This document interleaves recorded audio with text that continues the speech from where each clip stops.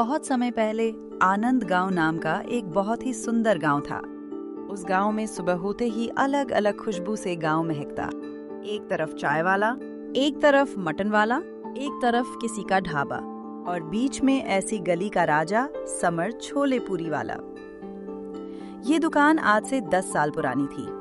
उसके छोले पूरी में एक अलग ही जादू था। वो भटूरे के मैदे में हल्का सा सूजी मिलाता था ताकि भटूरे क्रिस्पी रहें। वो उन्हें तलने के लिए हमेशा अच्छी क्वालिटी का मूंगफली का तेल इस्तेमाल करता था। उसके छोले रात भर भिगोए जाते थे और सुबह ताजे खड़े मसालों जैसे बड़ी इलायची, लौंग, दालचीनी और छोनों का रंग गहरा काला करने के लिए वो चाय पत्ती के पानी का एकदम सही मात्रा में इस्तेमाल करता था।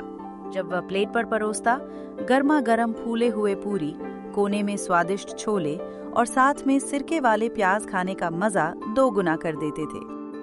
लोग वहां पर खाने आते और तरह तरह की बातें किया करते, लेकिन वो इतना ज्यादा भी अच्छा आदमी नहीं था। अपने खाने के हर चीजों को नाप कर ही लोगों को देता। समर के पीछे था उसी गांव के प्रधान विक्रम का हाथ, जिसके दम पर ही वो इतना उछलता था। समर कोई और नहीं, प्रधान का साला था। दोनों ने मिलकर गांव के बहुत सारी जमीनों को हथिया था और गांव वालों के सामने बड़ा अच्छा बना करते थे दोनों। पर कहानी जल्दी मोड़ लेने वाली थी।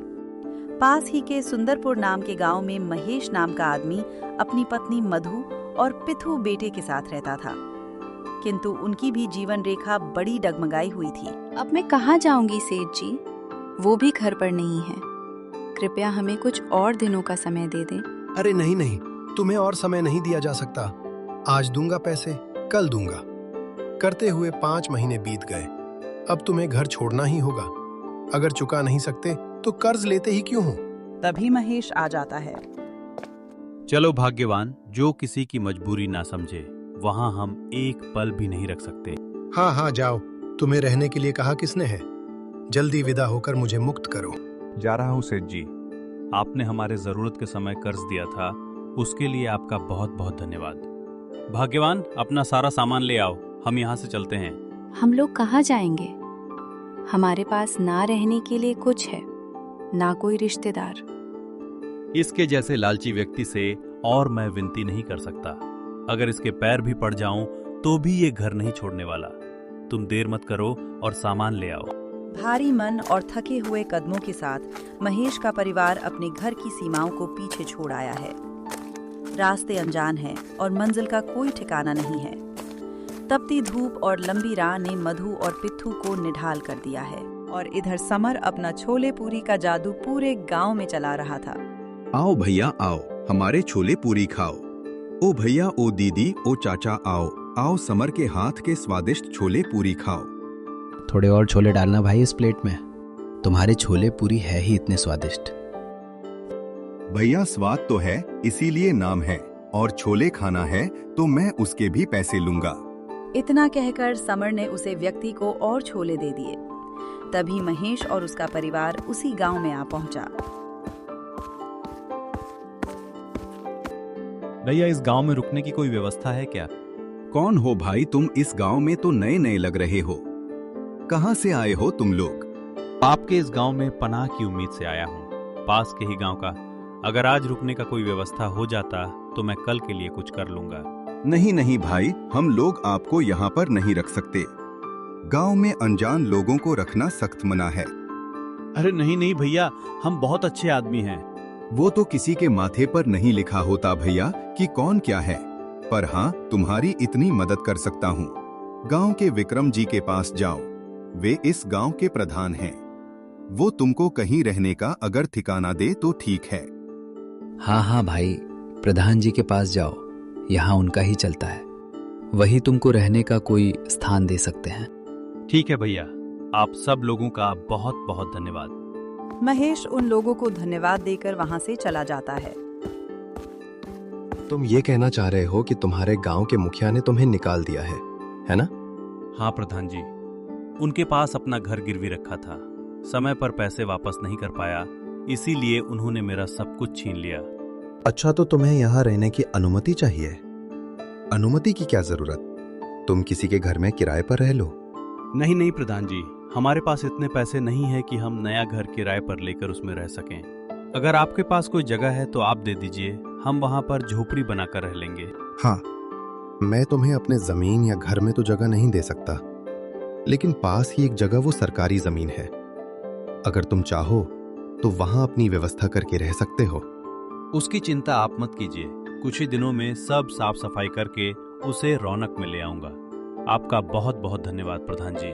उसके बाद महेश और उसका परिवार जाकर सरकारी जमीन पर एक अपना छोटा सा घर जैसा बना लेते हैं। चलिए जी, रहने की तो व्यवस्था हो गई। अब आगे के लिए कुछ सोचा है आपने? क्या करेंगे? अभी तक कुछ नहीं सोचा। मैंने एक तरकीब निकाली है। अगर उस हिसाब से काम करें तो हमारा इस गांव में गुजर बसर हो जाएगा। क्या तरकीब है भाग्यवान? आपने देखा होगा उस छोले पूरी वाले आदमी के पास कितनी भीड़ लगाकर लोग छोले पूरी खा रहे थे। हम भी उनके जैसे छोले पूरी अगर लोगों को खिलाते हैं तो उससे हमारा भी गुजारा चल जाएगा। ठीक कह रहे हो भाग्यवान, उसके जितना तो हमारे पास ग्राहक आएंगे नहीं, पर कुछ तो कमाई हो ही जाएगी। अब यहीं से हमारी नई कहानी मोड़ लेने वाली है। महेश खुशी खुशी एक उम्मीद लिए हुए बाजार छोले पूरी बनाने के लिए सामान लेने चला जाता है। उसके बाद वो सामान लेकर आता है, अपना छोले पूरी बनाने लगता है। अचानक से उनकी किस्मत बदल जाती है। धीरे धीरे खाने की खुशबू और अच्छा खाना होने के कारण वहां अच्छी खासी भीड़ लगने लगी, क्योंकि पूरा गांव जानता था प्रधान और उसके साले की करतूतें। उसका साला आए दिन लोगों के साथ बदतमीजी से बातें करता और पुरियां भी दिनों दिन उसके लालच की तरह छोटी होते जाती थी। अरे भाई, अच्छा किया जो तुमने यहाँ पर अपना दुकान लगा लिया। समर तो बड़े बदतमीजी से बातें करता है और उसकी हाइट के जैसे उसकी पुरिया भी छोटी होते जाती है। हाँ भाई, मैंने एक बार तो उससे एक्स्ट्रा छोले क्या मांगे, उसने तो 10 रुपए ही जोड़ लिए। अरे यहाँ आप लोगों के लिए थोड़े से छोले, एक पूरी, ये तो एक्स्ट्रा मिलती ही जाएगी, इससे हमें क्या ही घाटा हो जाएगा। ऐसे ही महेश लोगों से बहुत ही अच्छे तरीके से बात करता था। कुछ दिनों में उसकी दुकान चल पड़ती है और पूरा गांव उसी के पास खाने आया करता था। और वहीं उधर समर की दुकान कम चलने लगी। इस बंदे को जगह क्या दी, उसने तो मेरा धंधा ही मार दिया। लगता है जीजा से बात करना ही पड़ेगा। उसके बाद समर तुरंत प्रधान के घर चला जाता है। ओ जीजा जी, कहाँ हो आप? क्या हुआ समर, क्यों चिल्ला रहे हो अचानक? क्या दिक्कत आ पड़ी, बताओ। यह आपने ठीक नहीं किया जीजा जी। आपने मेरा धंधा बंद करने का सोच लिया। अरे क्या हुआ, बताओ तो सही। आपने उसको जगह दी, यह ठीक था। अब उसने मेरे जैसे ही छोले पूरी की अपनी दुकान लगा ली और बहुत कम दाम में लोगों को खाना खिला रहा है, जिससे लोग उसी के पास खाने जा रहे हैं। बाहर का एक आदमी हमारे गांव में आकर इतना अमीर हो जाए, यह बर्दाश्त नहीं हो रहा। मैंने सुना, मुझे भी बर्दाश्त नहीं हो रहा है ये सब, पर क्या करें, हमारे हाथों में क्या है। जिसका व्यापार है वो कर रहा है। इतने सीधे मत बनो जीजा जी। अल्पेश की जमीन और घर तुम ही हड़पे थे, याद नहीं तुमको? मुझे कुछ नहीं पता, उसको इस गांव से निकालो तुम।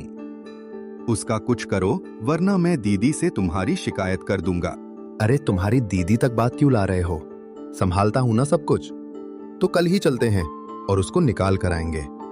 बहुत पैसे कमा लिए उसने, अब और नहीं, अब उसका खेल खत्म होगा।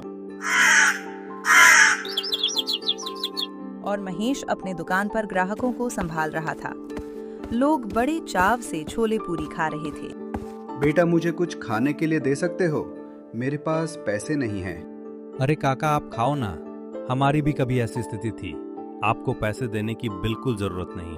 महेश ऐसे ही लोगों को खाना खिलाया करता था। भाग्यवन, मैं बाजार जा रहा हूँ, आलू लेके आऊंगा, दोपहर को बहुत भीड़ होगी। ठीक है, जाइए, जल्दी आना। ग्राहकों की दुकान पर भीड़ लगी हुई है।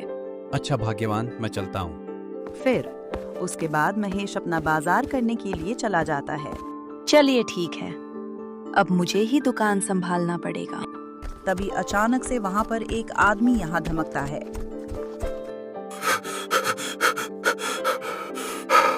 बहन जी, मुझे छुपाने के लिए थोड़ी जगह दे दीजिए। दूसरे गांव के जमींदार के प्यादे मेरा पीछा कर रहे हैं। कृपया मुझे थोड़ी पनाह दीजिए। आपने उनके साथ ऐसा क्या किया कि वो आपके पीछे हैं? वो बहुत लंबी कहानी है। पहले मुझे छिपने की जगह दीजिए, वो आते ही होंगे। अच्छा, कोई ना। जब तक आपको ढूंढ रहे हैं, आप हमारे ये छोटे से घर में रह सकते हो। हम इस गांव के नहीं हैं, तो हमारे घर पर कोई भी देखने नहीं आएगा। ठीक है, आपका बहुत बहुत धन्यवाद। उसके बाद वो अनजान आदमी उनके घर में छिप जाता है। तभी कुछ समय बीतने के बाद प्रधान और समर महेश के पास आ जाते हैं। अरे प्रधान जी, समर, आप दोनों यहाँ पर? मेरे तो भाग्य ही खुल गए कि तुम दोनों मेरे यहाँ पर खाने आ गए हो। अरे चुप बुड़बक, हम खाना खाने नहीं बात करने आए हैं। क्या बात है प्रधान जी, जो बात करने के लिए आपको मेरे घर आना पड़ा? तुम्हें ये घर और जगह खाली करनी होगी। क्या? पर प्रधान जी, आपने ही तो मुझे यहाँ रहने दिया था। रहने दिया था, पर पूरे जीवन के लिए नहीं। इतने दिन तुमने फायदा उठाया, अब मेरी जगह मुझे वापस कर दो। नहीं नहीं प्रधान जी, ये जगह मैं नहीं दे पाऊंगा। अगर आपको जरूरत हो तो आप इसके बदले पैसे ले लीजिए, पर हमें यही रहने दीजिए। अरे नहीं, वैसा नहीं होगा महेश। हमें जगह चाहिए। तुम अपना इंतजाम देखो। ये जगह मैं नहीं छोड़ूंगा। वैसे भी ये सरकारी जमीन है। अगर सरकार कभी कहेगी तभी मैं यहाँ से जाऊंगा। तुम देख रहे हो महेश, तुम बहुत बदतमीज हो गए हो। गांव में सरकार और सब कुछ हम ही हैं। सुनो, मैं प्यार से कह रहा हूं, जगह छोड़ दो, वरना मुसीबत हो जाएगी। अरे तुम नए हो इसलिए तुमको नहीं पता। गांव वालों से पूछ लेना हमारे बारे में। जो भी हमारे खिलाफ जाता है उसका क्या हाल होता है। वैसे भी तुम्हारे वजह से मेरा धंधा नहीं चल रहा है। तुमको तो यहाँ से कुछ भी करके निकालूंगा। ऐसे ही दोनों महेश को धमकी देकर चले जाते हैं। अरे, ये प्रधान और समर क्यों आए थे आपके पास? अरे मेरा तो सर्वनाश हो गया भाग्यवान, उन्होंने घर छोड़ने को कहा है। ये क्या कह रहे हैं? अब क्या होगा? मैंने गांव वालों से सुना है वो प्रधान अच्छा आदमी नहीं है। बेवजह लोगों का घर और जमीन हड़प लेता है। अगर कुछ गलत कर दिया तो? वही सोच रहा हूँ भाग्यवान, देखते हैं क्या किया जा सकता है। अरे ये कौन है भाग्यवान जिसे तुमने घर में रखा हुआ है? अरे, ये किसी से छुपते हुए हमारे घर पर आश्रय लेने के लिए आए हुए थे। उन्होंने बताया नहीं कि ये कौन है। जी, मेरा नाम जय है और मैं एक डाकू हूँ। मुझे लोगों पर अत्याचार बिल्कुल ही पसंद नहीं। और हाँ, दूसरे गांव के एक सेठ ने एक आदमी पर अत्याचार किया था, जिसके कारण मैंने उसका सारा धन लूट लिया था, जिसके कारण ही उसके आदमी मेरे पीछे थे। अरे हाँ जय डाकू, मैंने आपके बारे में बहुत सुना है। आप लोगों की बहुत मदद करते हो और उन लोगों को सजा देते हो जो गलत काम करते हैं। हाँ, सब काम तो नहीं, पर मुझसे जो बन पाता है वो मैं जरूर करता हूँ। आज आपने मेरी बहुत मदद की। अगर आपको कोई भी जरूरत हो तो मुझे जरूर बताना। उसके बाद दोनों ही पति पत्नी आपस में बात करने लगते हैं। अब आपस में क्या बात कर रहे हो? अगर आपको कुछ परेशानी है तो खुलकर बोलिए मुझे। अरे क्या है कि गांव के जो विक्रम प्रधान जी हैं, उन्होंने हमको धमकी दी है कि कल तक हम अपना ये जगह खाली कर लें, वरना वो हमारे साथ कुछ बुरा करेंगे। अगर आप इस बारे में कुछ कर सकें तो हमारे लिए बहुत मदद हो जाएगी। ठीक है, आज मैं उसको सबक सिखाऊंगा। क्या सच में? अगर ऐसा हुआ तो हम आराम से अपनी जिंदगी बिता सकेंगे। हमारी किसी से कोई दुश्मनी नहीं है, बस हमें कोई यहाँ से ना निकाले। ठीक है, वो मैं देख लूंगा, पर तुम्हें कुछ और जरूरत पड़े तो मैं पास वाले जंगल में रहता हूँ। कौवे की आवाज निकालना मैं समझ जाऊंगा कि तुम लोग आए हो। ऐसे ही अगले दिन ही सुबह सुबह समर महेश के घर आता है। बचा लो मेरे जीजा को बचा लो। क्यों, क्या हुआ भाई? गांव के प्रधान जो मेरे जीजा हैं, उनको कुछ लोग उठाकर ले गए हैं। मुझे भी धमकाया है कि अगर मैं तुम्हारी दुकान या तुम्हारे घर की तरफ नजर रखूंगा तो मेरा भी वो बुरा हाल करेंगे। ठीक है, प्रधान को हम लाएंगे। गांव में जो तुम अपनी मनमानी चला कर रखे हो वो सब बंद करना पड़ेगा। हम अब तुम्हारे किसी सामान पर लालच नहीं करेंगे। तुम अपने सुखी संसार में खुश रहो। बस एक विनती है, मेरे जीजाजी को वापस ले आओ। ठीक है, आप घर चले जाइए, हम आपके जीजा को लेकर आ जाएंगे। उसके बाद महेश और उसकी पत्नी पास के जंगल अंदर चले जाते हैं वो लोग वहां जाकर काव काव की आवाज निकालते हैं। अरे इतने बार कौवे की आवाज, लगता है ये वही दीदी होगी जिसने मेरी इतनी मदद की थी। डाकू ने अपने साथियों को उनको लाने के लिए भेजता है। वो लोग आते हैं और देखते हैं कि इधर प्रधान जी डाकुओं की कैद में होते हैं और काफी डरे हुए होते हैं। कहो बहन, आप यहाँ कैसे? क्या फिर से किसी ने आपको परेशान किया? नहीं भाई, हम यहाँ प्रधान जी को छुड़ाने आए हैं। समर हमारे घर आया था और उसने अपनी गलती मान ली है। हम चाहते हैं कि अब सब कुछ शांत हो जाए। हाँ भाई, इन्हें छोड़ दीजिए। ये समझ चुके हैं कि दूसरों का बुरा करने का अंजाम बुरा ही होता है। सुना आपने प्रधान जी, जिन्हें आप आज घर से बेघर करना चाहते थे वही आज आपकी जान बचाने आए हैं। उसके बाद डाकू कहता है और उसको छोड़ देता है। अब मुझे माफ कर दो। लोभ और अहंकार ने मेरी आंखों पर पट्टी बांधी थी। मुझे समझ आ गया है कि असली धन पैसा नहीं बल्कि इंसानियत है। प्रधान जी, जो बीत गया सो बीत गया। अब से हम सब मिलजुल कर रहेंगे। उसके बाद वो लोग अपने घर चले आते हैं और इधर प्रधान और समर का लालच और उनका अहंकार टूट चुका था और उधर खुशी खुशी महेश और उसका परिवार रहने लगता है।